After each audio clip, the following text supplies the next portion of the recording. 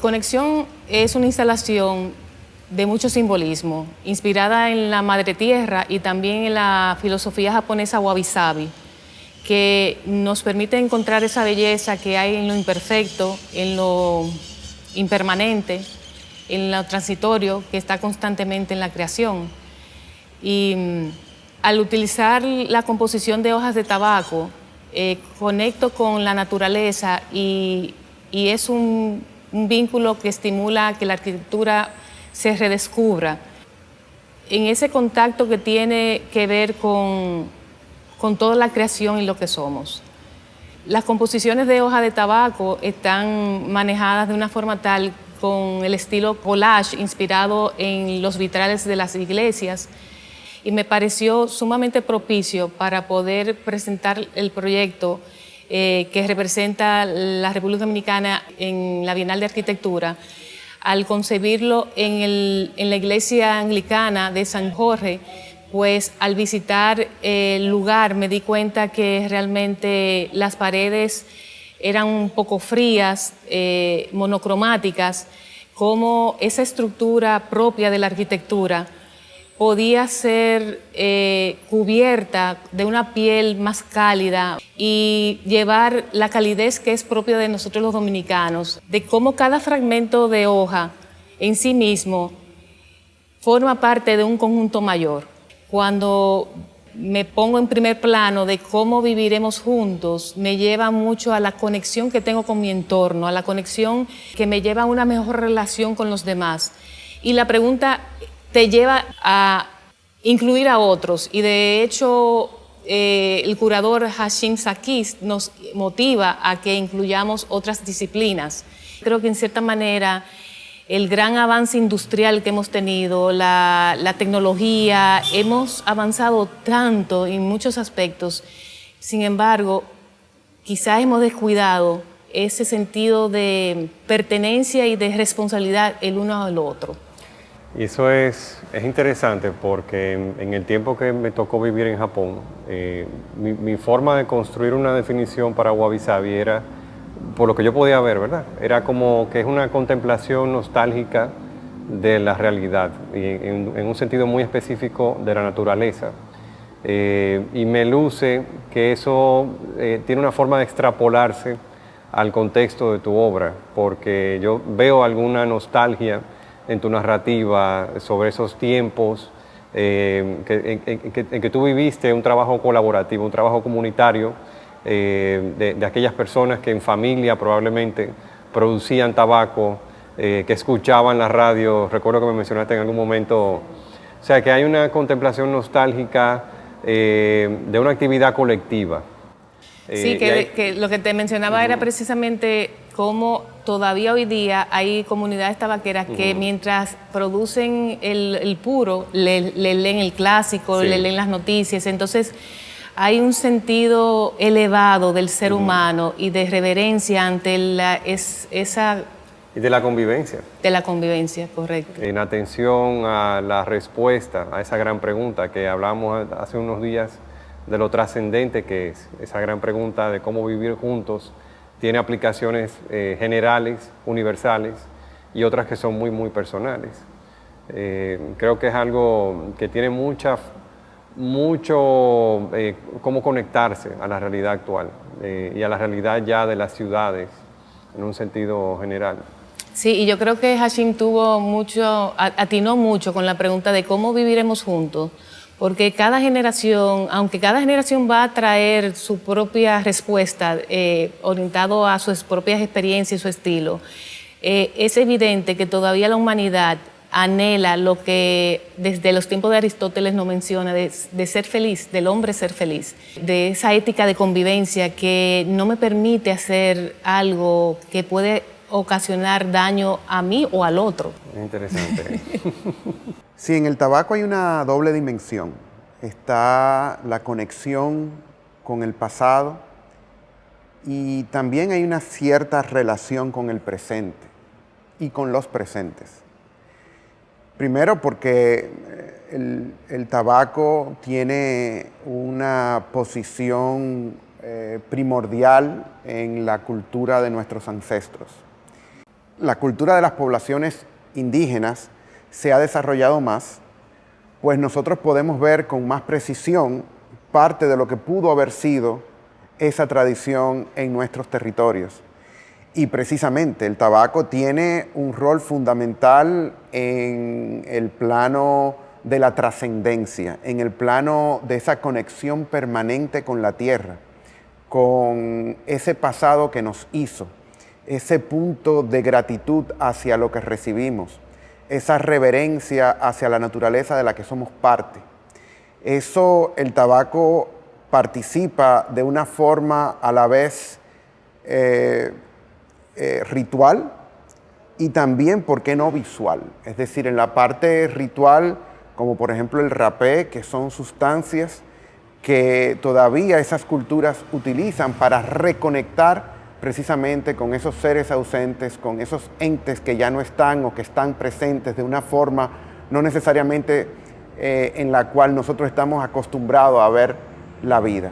Y en el plano visual, porque existe toda una estética de la cual se desprende una ética de la convivencia, una ética a partir de ciertas formas que conllevan a una invitación que precisamente en tu obra se destaca, que es esa convivencia, esa paridad, esa cierta paz o fraternidad que se vincula como dinámica de interacción, como transacción prácticamente invisible, sin costo mayor que no sea el de la mera convivencia, el del mero estar entre las personas, en este caso, entre figuras que pudiesen ser alegorías precisamente de esas vidas que estarían siendo representadas en una obra como la tuya.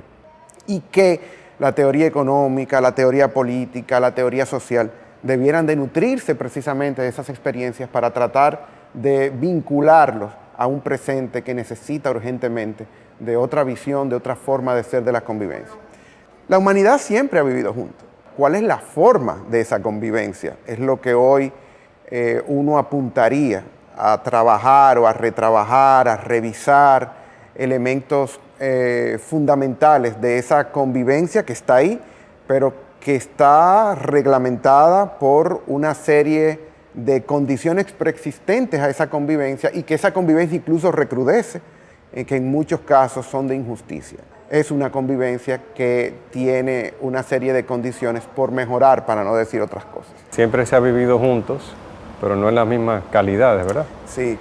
Bueno, el diagnóstico es severo en términos de la convivencia y el diagnóstico es drástico en términos de la descripción de una convivencia no democrática producto de la desigualdad social. Porque al final, ¿qué es democracia? Democracia es precisamente una convivencia con la participación y el reconocimiento de la dignidad plena de todos y de todas, por esa sociedad que opera a través de instituciones.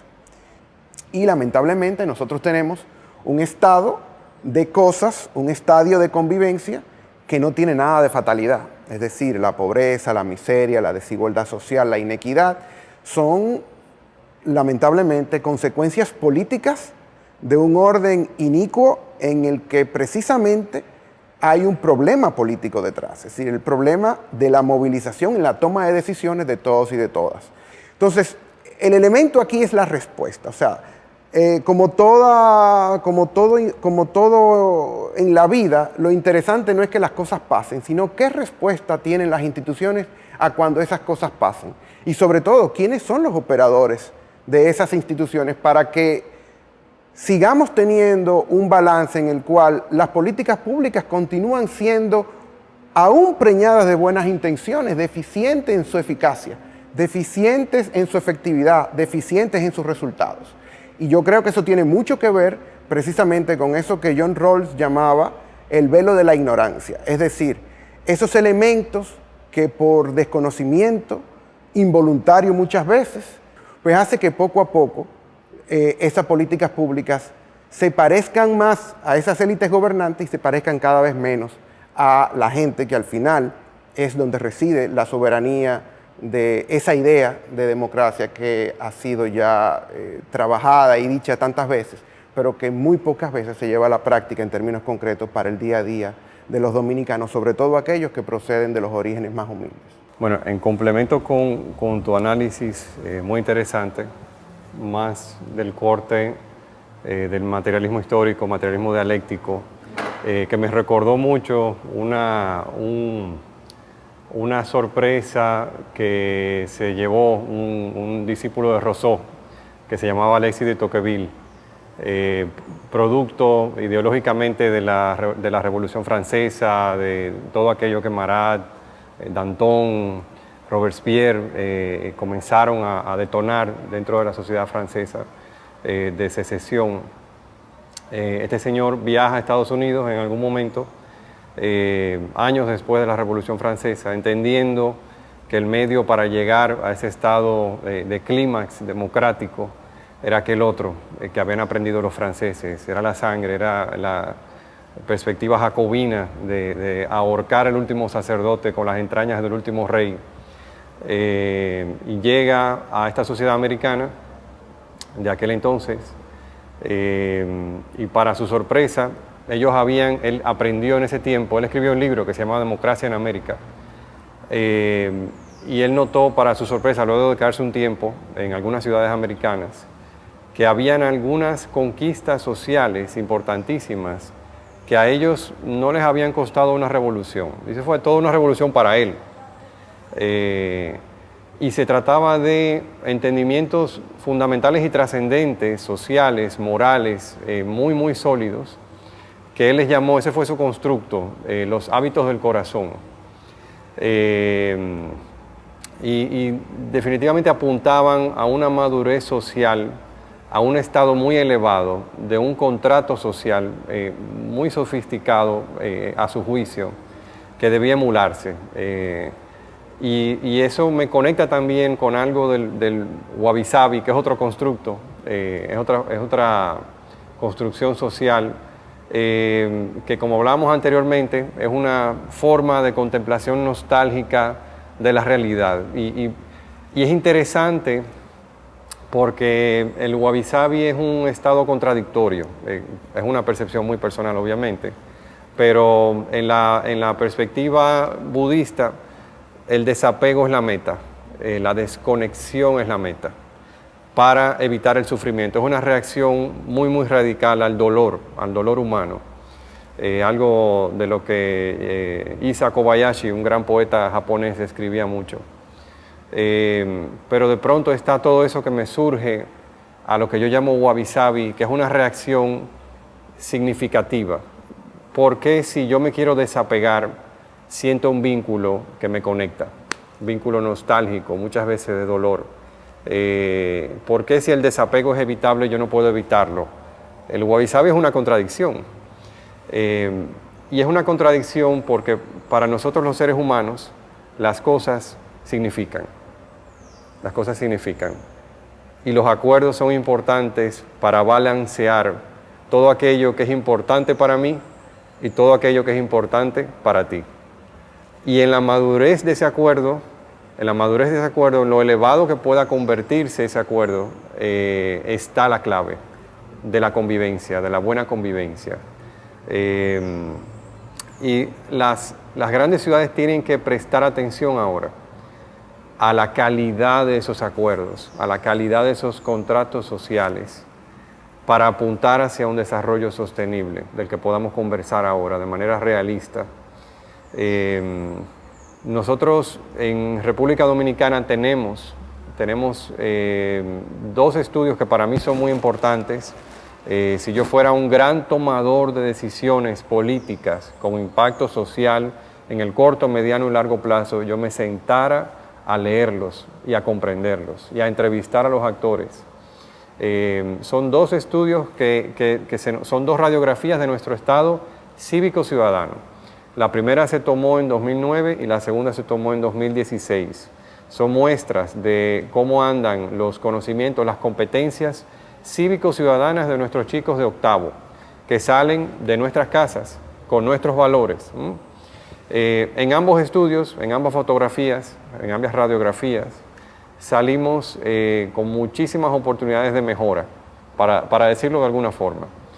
Y la belleza de estos estudios, porque creo que son muy valiosos, es que hacen un desglose de dónde están esas oportunidades de mejora, dónde hay que poner atención para que nosotros seamos más maduros cívicamente hablando, para que podamos encontrar una narrativa común, para que tengamos un nivel de madurez al interactuar que nos permita una narrativa común de calidad, encontrar ese punto de coincidencia que nos satisface a todos de una forma y que nos hace a cada uno sacrificar cosas en el entendido de que estamos recibiendo algo muy superior, que nos augura un buen futuro.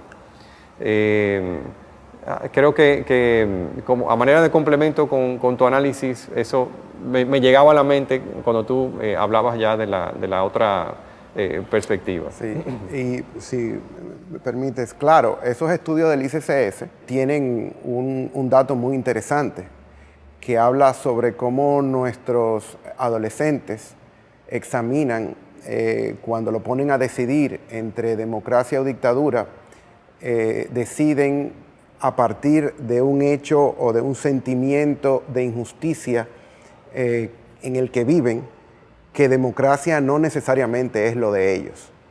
Y por supuesto, como es una decisión para optar por una alternativa que está inmediatamente puesta, pero que ellos no necesariamente conocen exactamente qué es, producto de ese exiguo sistema educativo en el cual están inmersos, pues lamentablemente suelen optar por eso que de manera arbitraria tienen en el cuestionario, que es otro de esos errorcitos que se tienen lamentablemente cuando se toman en cuenta estas informaciones, cuando se levantan.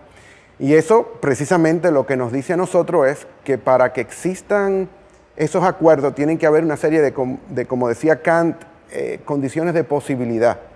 Es decir, que tienen que existir, uno tiene que llegar más o menos en iguales condiciones a la mesa de negociación. Y tiene que tener además en esas condiciones psicoafectivas, sociales, económicas, intelectuales, etcétera, tienen que haber reglas más o menos paritarias para todos. Y lamentablemente, por ejemplo, en el caso dominicano, esos hijos, esos muchachos, esos adolescentes son hijos de padres que en su inmensa mayoría no se les respeta sus derechos laborales en los centros de trabajo, por ejemplo. Entonces, todos esos elementos son los que van recibiendo inconsciente o conscientemente nuestros niños, niñas y adolescentes cuando van creciendo. Y por más que nosotros podamos inculcar, en el mejor de los casos, un currículo adecuado que busque transformar la sociedad, pues lamentablemente el currículo de la calle es mucho más fuerte que el currículo de la casa y que incluso el de la escuela, porque en la calle es donde se termina decidiendo la vida de la gente. Y las reglas de la calle son esas a las cuales uno se acata porque tienen una necesidad de vida. Y es preciso por eso que nosotros cuando pensemos en construir una convivencia distinta, pensemos que esa convivencia tiene unos esquemas de preparación, que esa convivencia, el mundo social, es un lugar donde se confirma o se hace una ruptura en relación a la herencia que nos hace como personas. Y que nosotros los seres humanos, y eso está debidamente documentado por las ciencias sociales, somos mayoritariamente reproductores de esa herencia que recibimos sin que se nos consulten, o sea, de manera arbitraria, porque caímos en una determinada familia, en un determinado contexto, en un determinado estrato social, etcétera, etcétera.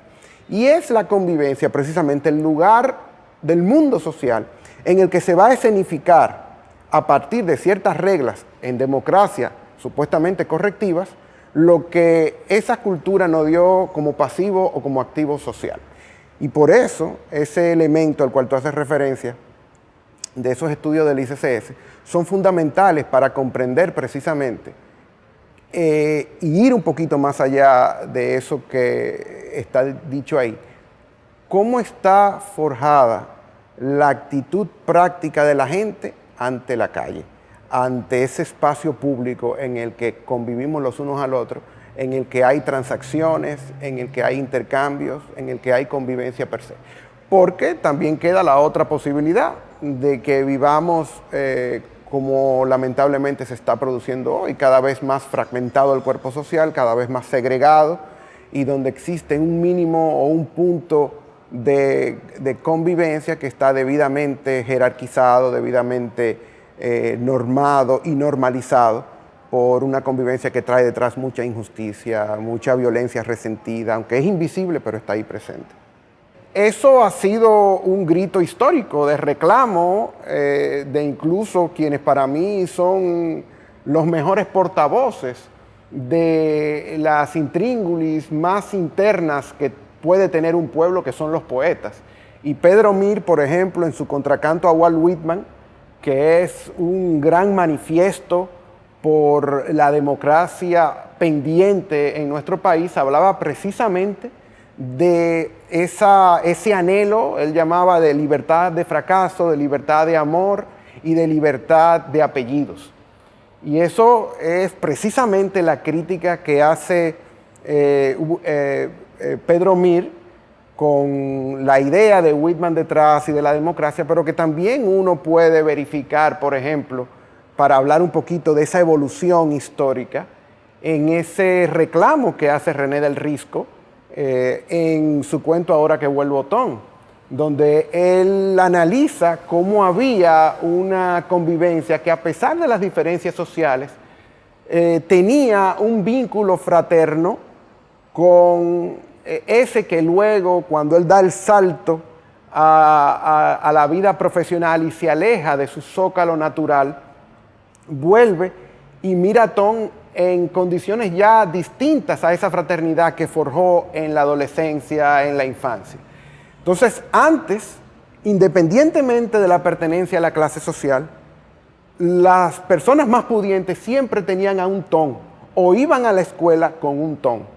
Hoy esa situación es prácticamente muy difícil de encontrar. Entonces, esos son los elementos que hacen que uno tenga un punto de vista muy crítico sobre la situación actual. Con relación a esos elementos de cómo existen en un mismo territorio como el dominicano situaciones un poco diferentes, vuelvo nuevamente a estos estudios, por ejemplo, que nos hablan de cómo existe menos violencia en las escuelas ubicadas en sectores rurales que en los sectores urbanos, porque evidentemente la convivencia en la ruralidad está mucho más vinculado a formas de organización social más conectadas con una cierta naturaleza, con una cierta compartimentación no monetaria de transacciones de bienes y servicios, que hacen que la economía de la sobrevivencia tenga mucho más eficacia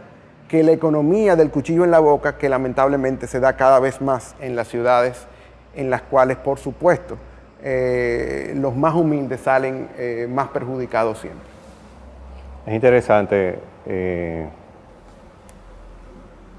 poner sobre la mesa la diferencia muy predominante de seguridad social entre el clima rural y el clima urbano. De nuevo, sobre esa pregunta conectora de cómo vivir juntos. Me recuerda a un libro que publicó Rousseau en sus primeros días, es un ensayo que él escribió, con el que ganó un premio, se llama Un tratado sobre la desigualdad, en el que él reflexionaba, entre otras cosas, sobre la maldad en la ciudad, o sobre la ciudad como un lugar para la maldad. Esa ciudad de la primera revolución industrial, injusta para el obrero, en la que los niños tenían que trabajar las horas que debe trabajar un adulto, algo que rompe el corazón, algo de lo que hablaba mucho, denunciándolo, claro, William Blake luego en Inglaterra. Y reflexionando sobre eso, considerando que apuntamos a otro constructo llamado progreso, y recordando las reflexiones hay un profesor retirado ya de la Cátedra de Historia del Pensamiento Europeo del London School of Economics, que se llama John Gray, que su área de experticio es la definición de progreso social. Y una de sus grandes reflexiones es que el progreso no está conectado con los avances tecnológicos. No, se informa de esto, se nutre de todo eso. Pero el progreso está conectado, está fundamentado en convicciones éticas, morales, maduras, ¿o no? Y él dice, bueno, el que quiera construir progreso, muy bien que se aboque al desarrollo de la ciencia, del conocimiento, al archivo de lo conocido, de lo tratado empíricamente, como es parte de la psiquis de Occidente, pero tiene que, de forma generacional, educar, trabajar en esa generación emergente valores, porque esos valores, esas estructuras de valor son las que auguran la perpetuidad, el perpetuarnos en el tiempo como raza humana. ¿Cómo nosotros conectamos esa necesidad de construir estructuras ético-morales trascendentes dentro de estas estructuras urbanas densamente pobladas? Eso es parte del desafío de nuestra generación. Cómo la ciudad deja de ser un estigma de violencia, cómo deja de ser un sobrenombre para la desigualdad, para la injusticia. ¿Y por dónde tú comenzarías ese pensar, esa posible transformación de ese marco ético-moral? Bueno, tú hablabas de Kant hace un rato y creo también que Kant merece un par de minutos en la conversación, de los que ya tú tomaste un par de minutos y me interesa mucho porque el mismo Kant que te dice que es imposible que tú y yo veamos el mismo objeto de una forma objetiva o igual, te dice que hay imperativos categóricos.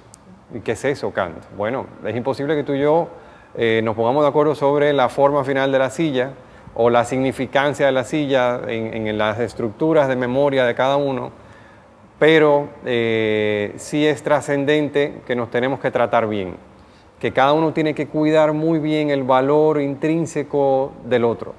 Eso es trascendente. Ok, o sea que hay que convivir con ambas cosas. Sí, cada uno piensa diferente, cada uno tiene una estructura de memoria y de valores diferentes, pero es un valor fundamental respetar la integridad del otro. Y creo que las sociedades urbanas tienen que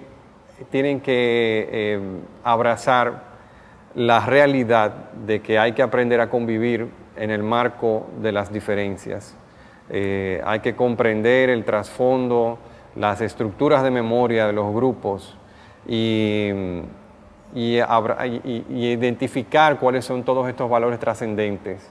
Hay un famoso tratado de Westfalia, del que hablaba mucho Henry Kissinger en uno de sus últimos libros, como un referente de un gran contrato social en Europa, en el que los grupos diversos de distintas ramas del cristianismo y de otras perspectivas aprendieron a sobrevivir al margen de sus diferencias y a llevarse bien.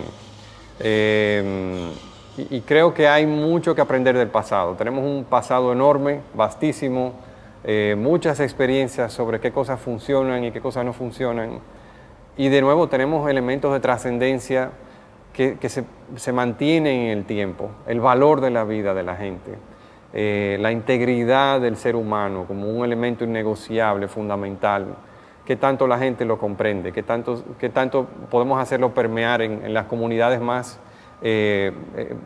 vulnerables, las que tienen padres, madres con menos tiempo para enseñar, para darse, que es algo trágico. Yo creo que William Blake volvería a escribir los mismos poemas del siglo XIX, espantado, horrorizado por el poco tiempo de calidad que un papá puede darle a un hijo, a una hija, a una mamá, porque tiene que esclavizarse a 8 o 10 horas de trabajo diarias, de lunes a domingo, en el medio del nacimiento del siglo XXI.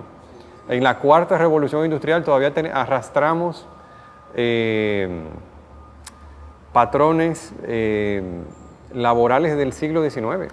Y para Increíble. contribuir a la pregunta que tú le haces a Jesús, también es evidente que un punto clave para iniciar este proceso es la educación y, por ejemplo, el arquitecto brasileño Jaime Lerner insiste en que es mejor educar a los niños porque los niños enseñan a los padres, porque en cierta manera, como tú mencionaste, ya nosotros formamos parte de un sistema que prácticamente repetimos que lo que ya es difícil tener esa actitud en la innovación, a un cambio.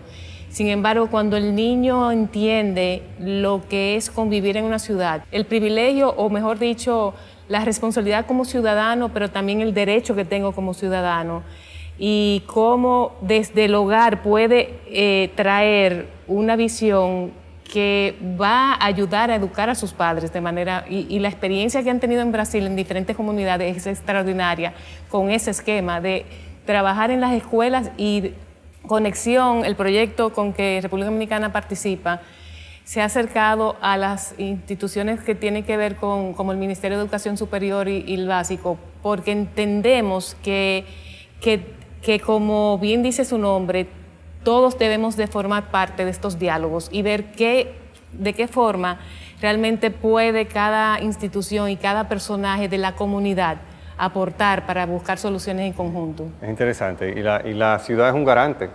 de justicia social, es un garante de acceso al territorio público, o debe serlo. A veces lo es en una condición muy pobre, y a veces lo es en una condición muy, muy efectiva. Grandes ciudades son grandes ejemplos de gobernanza en los que se prioriza la conexión del individuo con el territorio público, con el privilegio del territorio público, un privilegio común.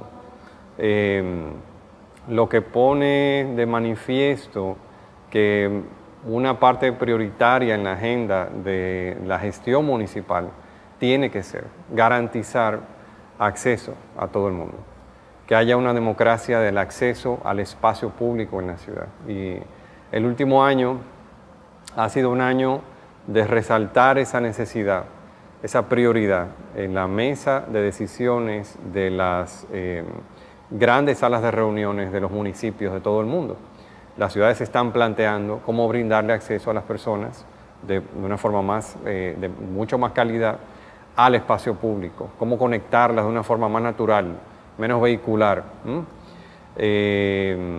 Por lo que en el caso específico del Distrito Nacional, hemos estado reflexionando sobre cómo identificar oportunidades para mejorar, para potenciar la calidad de ese acceso en las personas. Y uno de los descubrimientos más significativos, ya producto de una mesa de participación entre líderes de opinión y miembros de comunidades, es que gran parte de las vías de la ciudad están diseñadas con un criterio de autopista de velocidad, que ha sido un problema arrastrado cultural de las últimas décadas. No tiene nada que ver con ningún gobierno en particular. Ha sido una forma de invertir poco informada, pero cultural en nosotros.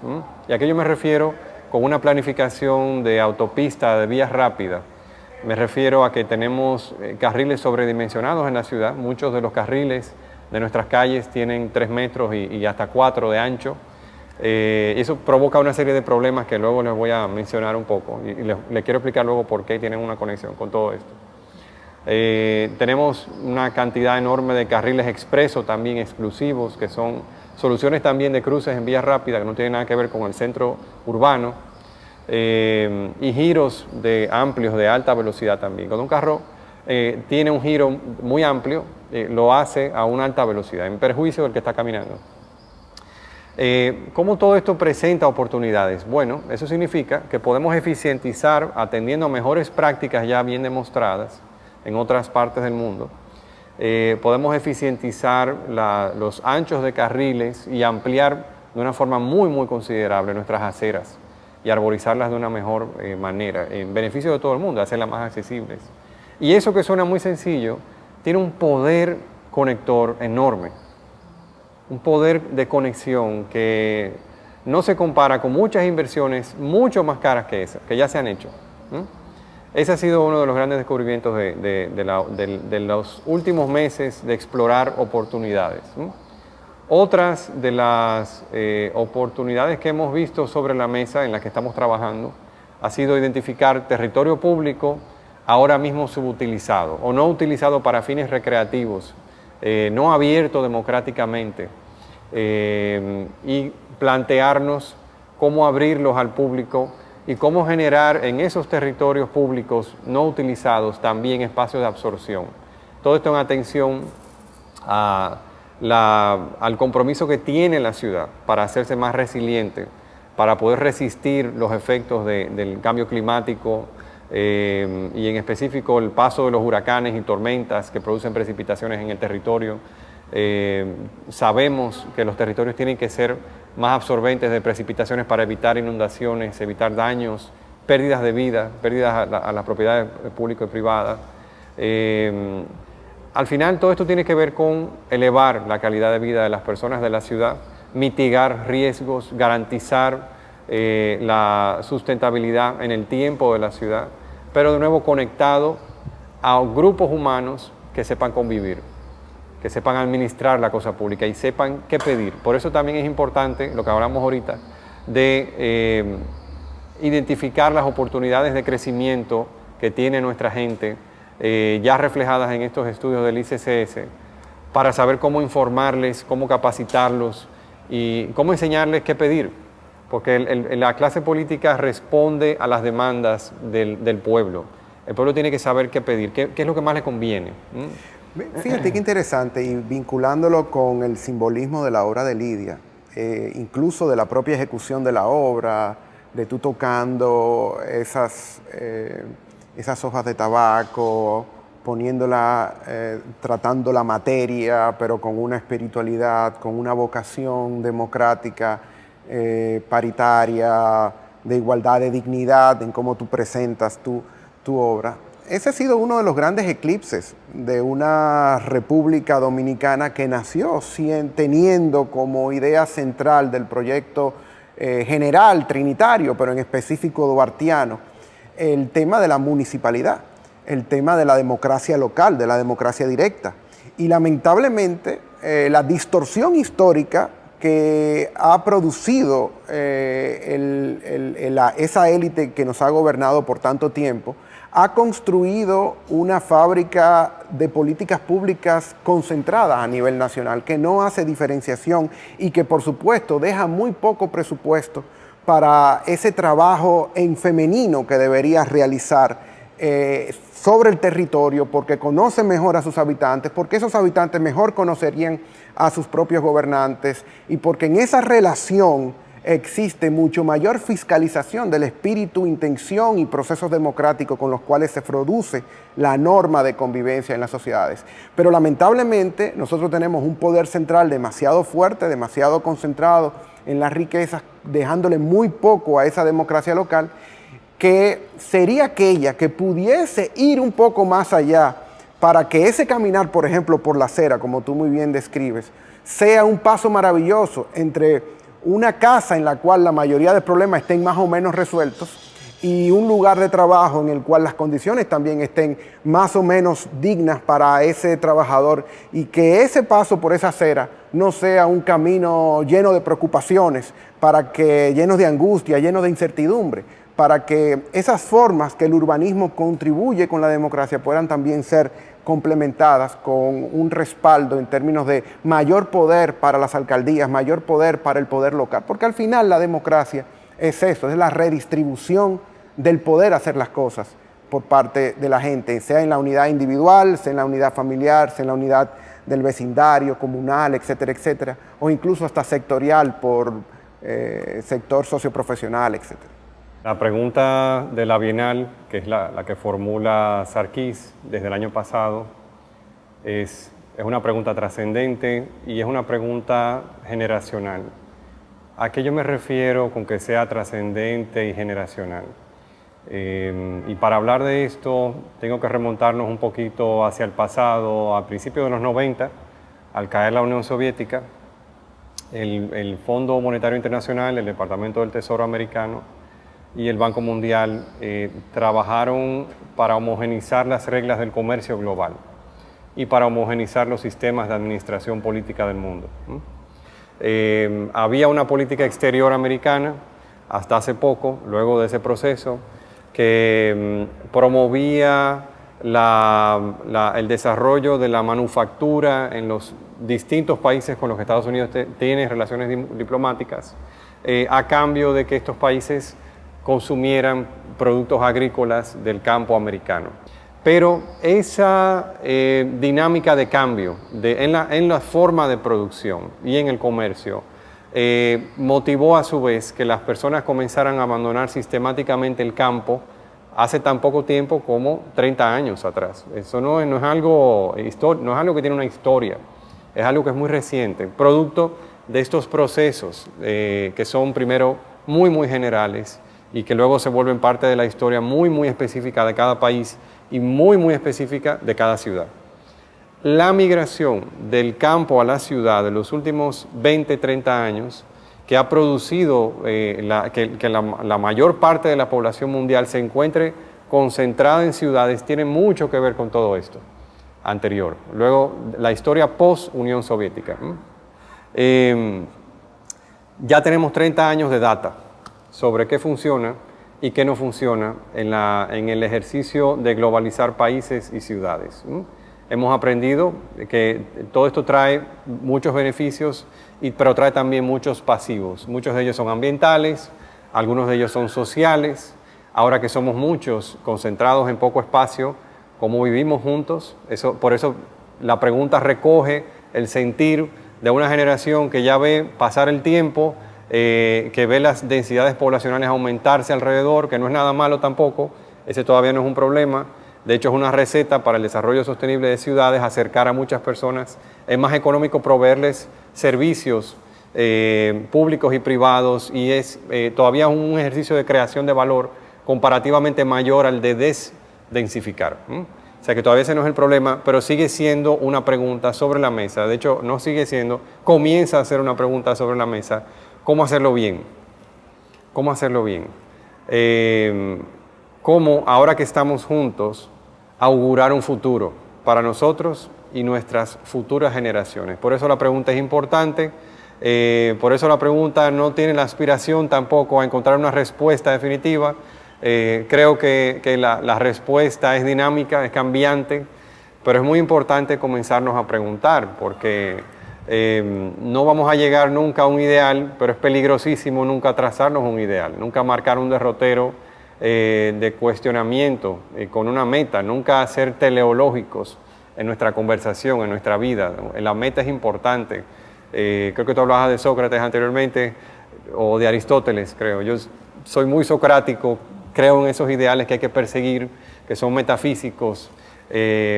La pregunta apela a una realidad metafísica, a un sistema de entendimientos entre nosotros. Por lo que definitivamente enriquece muchísimo y nos trae muchísimo beneficio social e individual. Comenzar a entender que la pregunta es importante y que hay que sentarnos a construirle respuestas. Yo pienso que es una carrera de nunca acabar, es una carrera de compromiso diario. Y pienso que cada uno desde nuestra área, eso es lo que, por lo que estamos abogando y estamos trabajando. Que continuemos contribuyendo a soluciones que tienen las mejores prácticas y que nos permiten a esa convivencia ética y el buen vivir, que a final de cuentas es lo que todos queremos. Colaborar más y ser más proactiva de esa parte que somos responsables, como tú decías, Juan Miguel, somos del grupo privilegiado. La responsabilidad de nosotros es mucho mayor, definitivamente mucho mayor.